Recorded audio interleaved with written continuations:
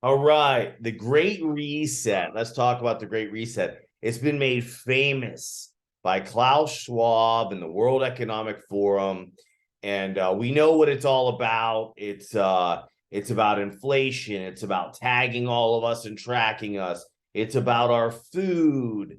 Um, it's about healthcare. It's about vaccines. It's about Bill Gates and farming.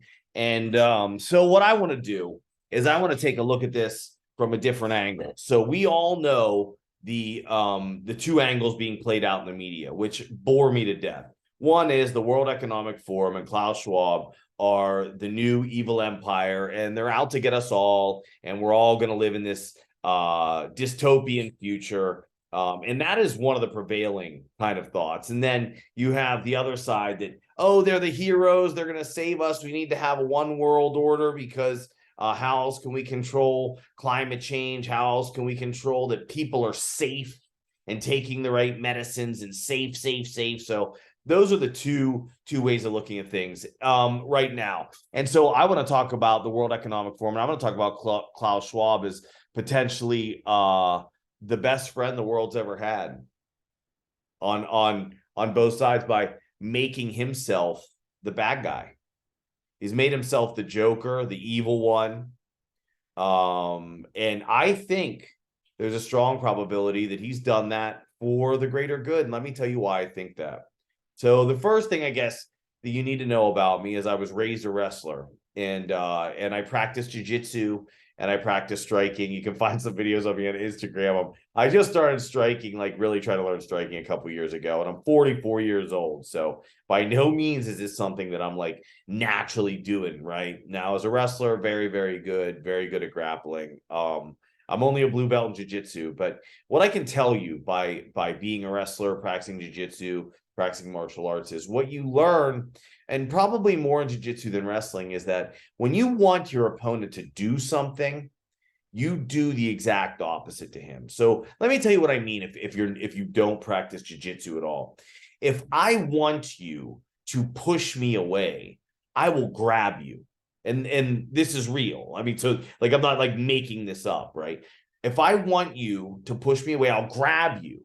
If I want you to grab me, if I want you to pull me in closer, I'll push on you to get you to pull me in, right?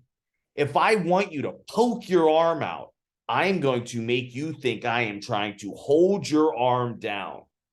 It's the reflex of humans. And there's no better place to practice this in jiu-jitsu. It's a great teacher of kind of how humans work, and it does change the way you think in a very positive way. In a very positive way.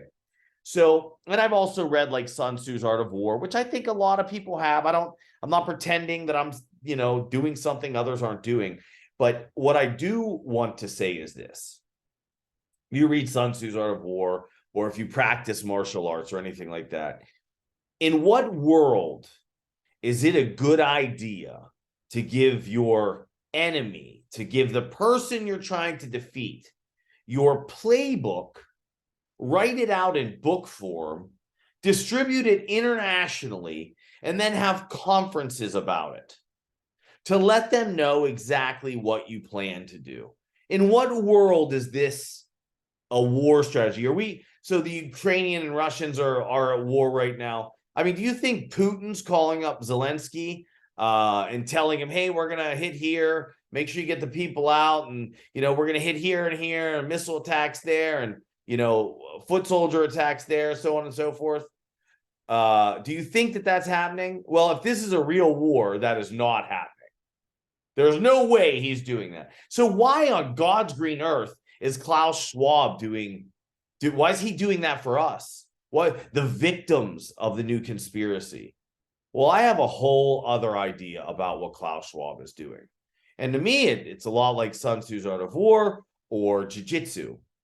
He wants the world to react in a manner to prevent what he's saying, right? So if he wanted a one world organization that was going to microchip everybody and have you eating food that was going to kill you and being injected with poison, He wouldn't tell you to get injected with poison, eat food that's going to kill you, that he's going to stalk and monitor you. He would do the opposite and tell you all about freedom and happiness and joy and how free you are, like the North Koreans. Some of you may not know, but in North Korea, most of them don't know that they live underneath probably one of the worst dictators the planet's ever known. They have no idea. They believe they're in heaven. Why?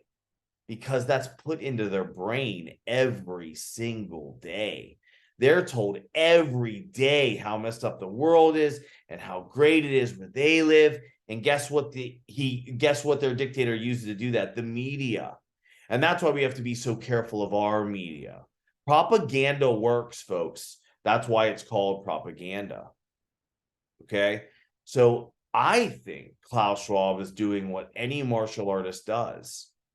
He wants you to defend against putting poison in your body, eating garbage, getting microchipped and tracked all over the world. So he's simply warning you that that's what's coming. Now, how can you be sure that that's what's coming? The world, by and large, we all almost run under this same sort of economic systems. We have different names for them, of capitalism and communism and socialism and all these different names. But the truth is, and there's a great video of Sacha Baron Cohen making fun of it in the movie The Dictator. Around the world, a very few control most of the money and they control most of the decisions. I don't care where you're talking about. Pretty much all the same. We all run under the same system. Under that system, what eventually happens is those powers choose to centralize and control the rest. It's obvious. You should know that. I shouldn't have to tell you that. And Saudi Arabia and all the Middle Eastern, it's their royal families and all that kind of stuff. And Russia, it's the Putin, we call it a regime, right? In this country, it's corporations and politicians, which are basically one and the same. And South America, they call it socialist, and I don't know what they call their leaders down there, but whatever they call them. But it's the same around the world. You have very few controlling many, and they have most of the money. And at some point, they're going to want to centralize that power altogether, realizing that fighting each other is stupid when they can just dominate the world together, all 50 of them, or whatever. I think Klaus Schwab may be the hero of this century. I think he might be doing you the biggest favor on the planet. I think he might be raising awareness and taking the fall for all of us. And I think if you don't think that, you haven't thought about this very much, and you're just watching the media and what they're telling you to watch, and you're believing it. I would urge you to think about all the stuff that you've been told, all the things he said, all the stuff that's gone on at the World Economic Forum. I would urge you to think about those things and realize there might be a flip side to this. There might be a flip side of this coin. I would warn you that the stuff he talks about is very possible, very plausible, and very probable. And we should all eat right and exercise to maintain a healthy body. That way you don't have to inject yourself with stuff. We should all be careful with our money. We should put it in different places. You should invest some. You should put some in banking. You should own a home. We have to get back to where we don't live on credit so that no one can control us. We need to get small farms back, because this mass farming crap, and I'm talking about the meat industry, the vegetable industry, all of it, it's poisoning us. There's no doubt, because to make food at those volumes and to keep prices where they need to be, they're using chemicals and poison. We do need a great reset. I believe in the great reset. I can't wait to have the great reset. And maybe it takes generations. They say when an idea comes about, it takes about 7 generations. Maybe these guys have been planning it for a couple, so it's only 5 generations in front of us.